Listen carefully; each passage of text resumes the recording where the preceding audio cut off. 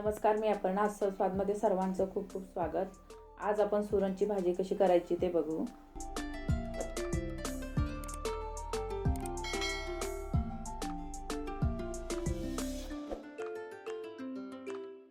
सुरणची भाजी बनवण्यासाठी आपण इथे सुरण घेतलंय. तर हे बघा, सुरणवरील साल आपण काढून घेऊ. इथे आपण अशा पद्धतीने साल काढून घेतले आणि इथे आपण हे दोन तुकडे घेतलेत, त्याची सुद्धा आपण साल काढून घेऊ. तर हे बघा, अशी संपूर्ण साल काढून घ्यायची आणि आपल्याला हवे तसे छोटे मोठे तुकडे कापून घ्यायचे.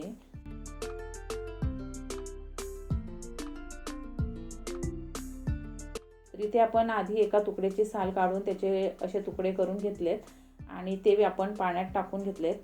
आता हा गावठी सुरण घेतलाय आणि कधी कधी सुरण हा खाजवणारा सुद्धा असतो, तर ते कापताना कळतोच.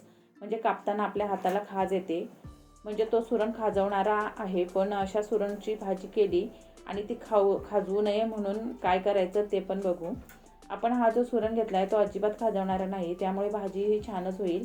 आणि इथे आपण सर्व सुरणाची साल ही काढून आणि कापून घेतलंय. आणि ही जी साल आहे ती आपण अशीच फेकून न देता काय करायचं ते पण सांगते.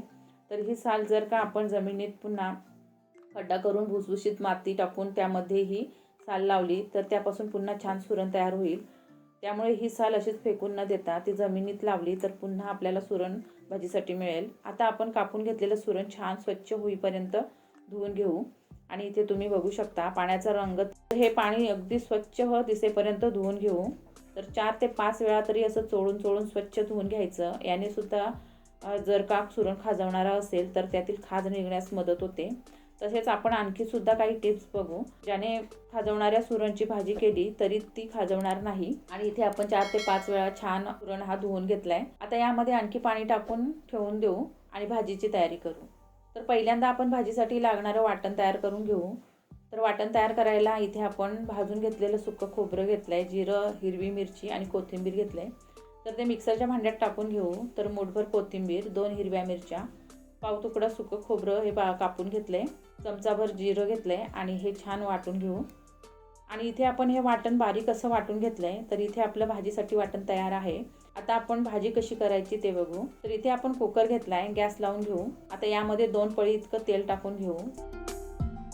तेल गरम झालं की चिमूटभर हिंग, अर्धा चमचा जिरं, पाव चमचा मोहरी, तेजपत्ता, कढीपत्ता आणि 5-6 लसूण पाकळ्या कापून घेतल्यात त्या टाकून घेऊ.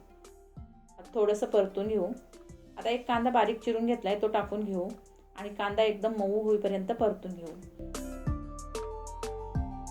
आणि इथे कांदा हा व्यवस्थित परतून घेतलाय. आता यामध्ये पाव चमचा हळद टाकून घेऊ आणि चमचाभर घरगुती लाल तिखट मसाला. तिखट हे आपण आपल्या आवडीप्रमाणे कमी जास्त करू शकतो, मग त्याप्रमाणे मसाला टाकून घ्यायचा. व्यवस्थित परतून घेतलंय. आता आपण स्वच्छ धुवून ठेवलेलं सुरण ते टाकून घेऊ. आपण ज्या पद्धतीने भाजी बनवतोय ती पद्धत वापरून जर का ही भाजी बनवली तर ती पटकन तर तयार होतेच, पण चविष्ट देखील होते. आपण इथे कुकर वापरलाय, पण याऐवजी आपण टोपात बनवली तरी सुद्धा भाजी छानच होते. इथे आपण सर्व सुरण पाण्यातून काढून कुकरमध्ये टाकून घेतलाय. आता व्यवस्थित मिक्स करून घेऊ. मिक्स करून घेतलं की यामध्ये एक टोमॅटो कापून घेतलाय तो टाकून घेऊ. टोमॅटो सुद्धा व्यवस्थित मिक्स करून घेतला. आता यामध्ये चवीनुसार मीठ टाकून घेऊ. ही भाजी आपल्याला खूप पातळ किंवा एकदम सुकी अशी करायची नाही, तर त्याप्रमाणे मीठ टाकून घ्यायचं. तर अर्धा चमचाभर आपण मीठ टाकून घेतलंय. आता यामध्ये 1 ग्लासभर पाणी टाकून घेऊ. तर इथे आपण 1 ग्लासभर पाणी टाकून घेतलंय. आता कुकरचं झाकण बंद करून घेऊ आणि 2 शिट्ट्या काढून घेऊ.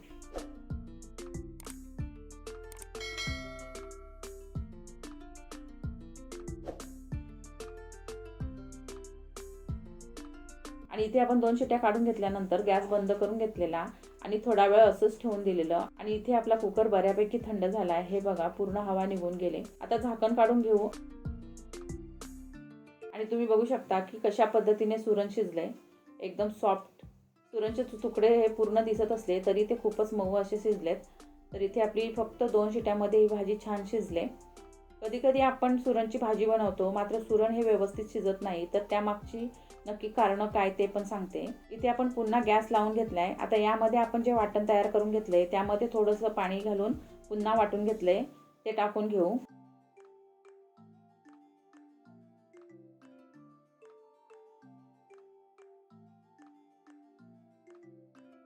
आणि आता मिक्सरच्या भांड्यात अर्धी वाटी इतकं पाणी टाकून हे भाजीत टाकून घेऊ.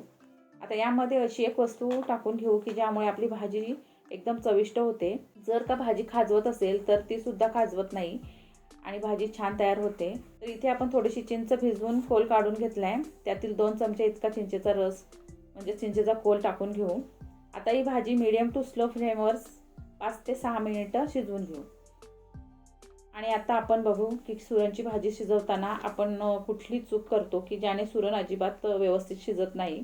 तर इथे तुम्ही बघितलं असेल की आपण संपूर्ण भाजी बनवून घेतल्यानंतर एकदम शेवटी चिंचेचा कोल टाकून घेतलाय.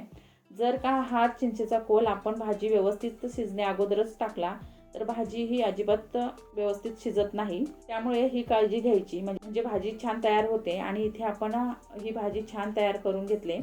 गॅस बंद करून घेऊ आणि आता यामध्ये चिरून घेतलेली कोथिंबीर टाकून घेऊ.